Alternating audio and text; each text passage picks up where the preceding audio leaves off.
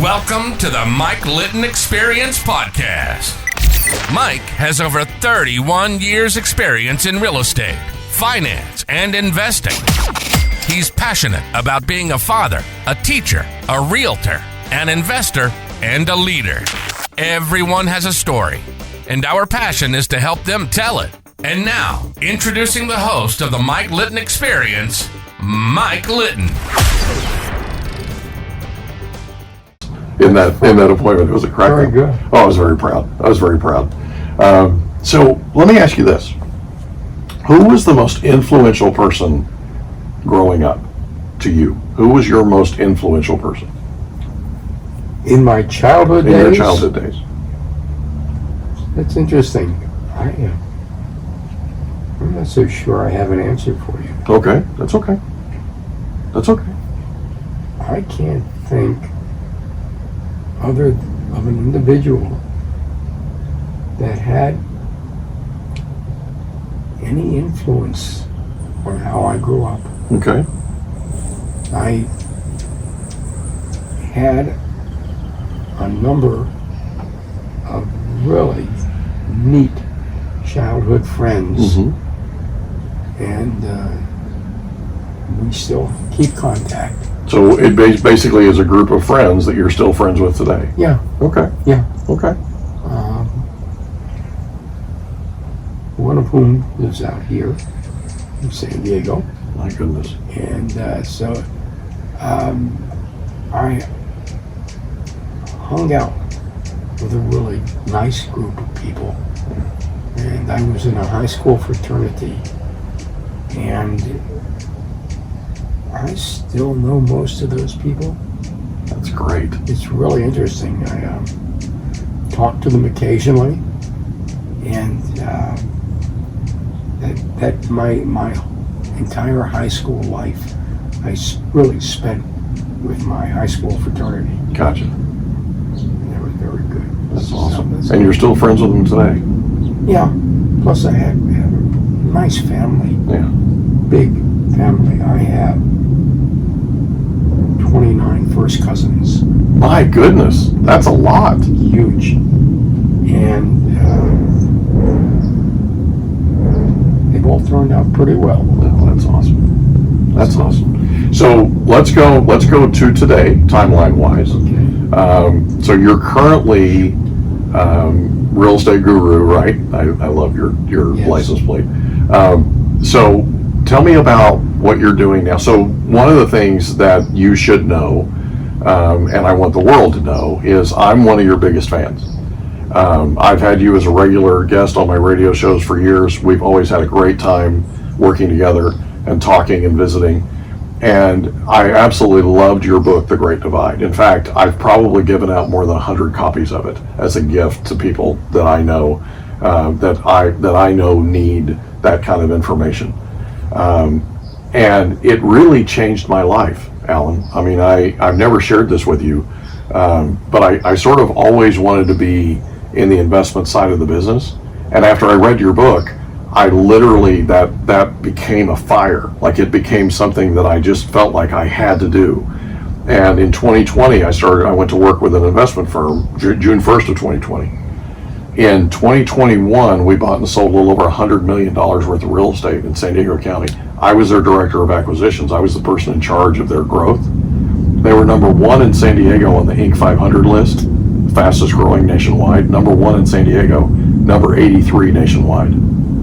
You lit a major fire in me. I was already motivated, you know that, but this really fired me up and got me going. And I thoroughly enjoyed every minute of it. I had a great time. I still work in the investment side, and I absolutely love it. So you have a new book that's being released next month as we sit here at we're actually in your back patio at your house in Rancho Penasquitos of San Diego.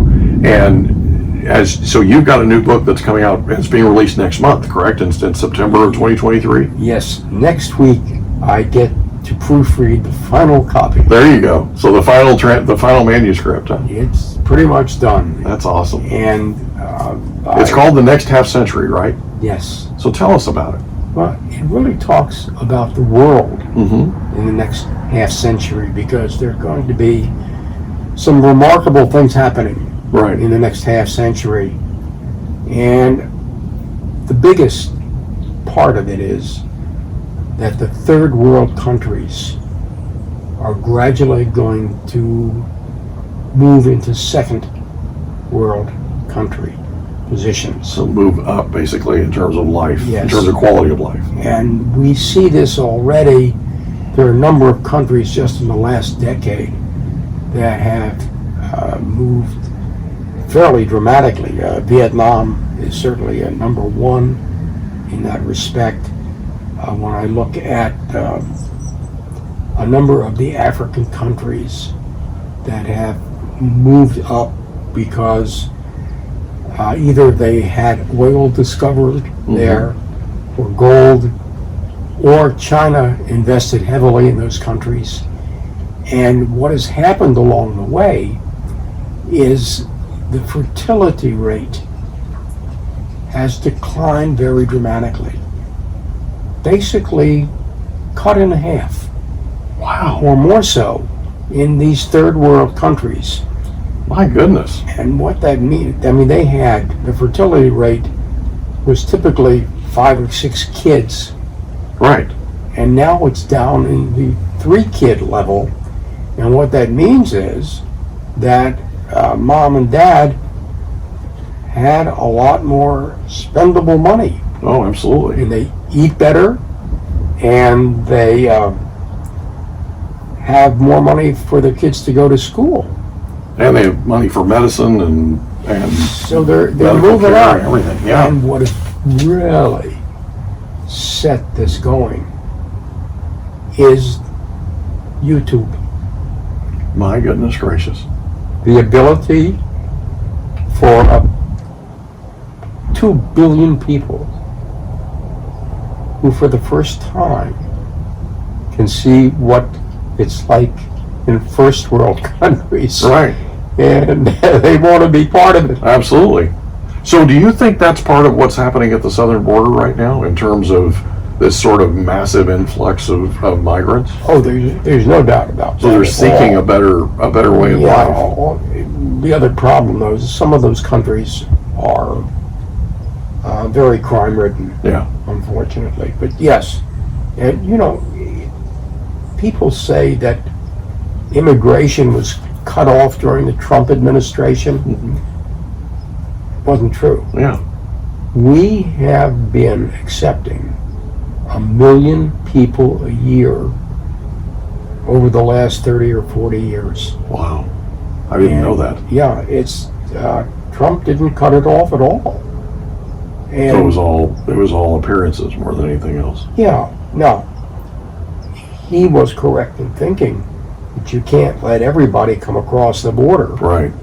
That doesn't work very well. No. Not when you're trying to keep some sort of quality of life. Exactly. Some standard, yeah. And we need all those people, particularly those who will work in jobs that our kids won't work in. Right. So we need this huge entry-level workforce. And let's be honest, we have a labor shortage right now. We have way more, Oh.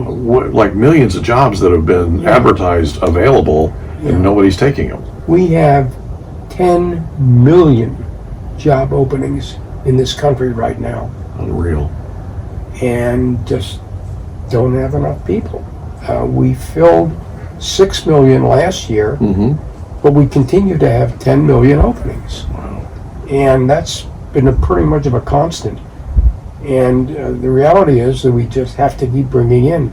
Canada is on a similar program. Yeah. Canada just doesn't have enough people, and they are bringing in 400,000 people a year My into goodness. Canada. And they have some fairly strict regulations. Yeah. They don't want anybody over age 50 because they don't want the responsibility for health care Right. for seniors. And they want them young. They want them to have families. They want them to be literate. And they're getting it. And Wow. if you were to go to Toronto today, and you look at Toronto is a conglomerate of people from all over the world, and their economy is doing very, very well up there. And, So a melting pot kind of thing. yeah, and it's unfortunate because here in the States, our real growth need for people is here in California Yeah. and a few other states like Texas and Arizona Right. and Florida. And those are the growth states. Now, people say that California is not growing anymore. Our population is not increasing. It's unfortunate. We actually are pretty stable, but the folks who are moving out tend to be those with lesser education Yeah. and older, and they're moving to Arizona, New Mexico. Yeah. Some move to Texas. But 60% of the people who are moving into California have a college degree, Wow. because we have an amazing job machine Yeah. in this state, Yeah. and we keep on growing. Fourth largest economy in the world, right?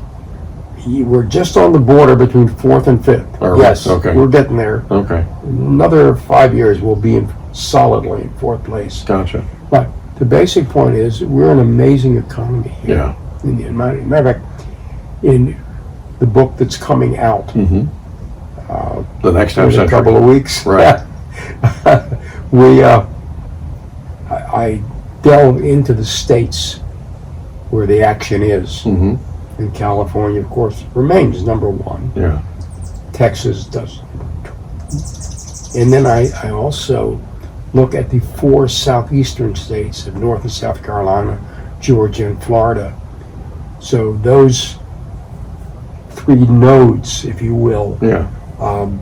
account for more than a third of the growth in the nation. Wow.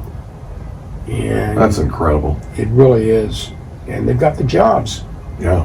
It's really pretty amazing. And here in California, our job machine is enormous. The number of new firms that are created in California is far and away more than any other state in the nation. And we have a remarkable amount of venture capital pouring in here. Remember, San Diego is number 5 in the nation Wow. in terms of bringing in venture capital. Number didn't 1, know of that. course, is Silicon Valley. Yeah. Boston, I think, is number 2. But the basic point is, we have an enormous amount of money pouring in Yeah. because we have the brain power. That's awesome. It's all focuses around the Berkeleys and the Stanford, and of course UCSD, Right. which is an amazing institution, by Yeah. the way. Really is. So, did I read correctly that there's over 1 billion people worldwide that now have internet access that did? We hope you enjoyed another episode of the Mike Litton Experience. If you did, do us a favor, smash that subscribe button, tell your friends, family, and coworkers about our program, and wherever you get your podcasts, please leave us a rating. It helps us to connect with quality people just like you. And that's a wrap. Another episode of the Mike Litton Experience in the books. Reach out to Mike on Instagram at Litton Realty. Want to meet with Mike? Check out calendly.com/Rio760.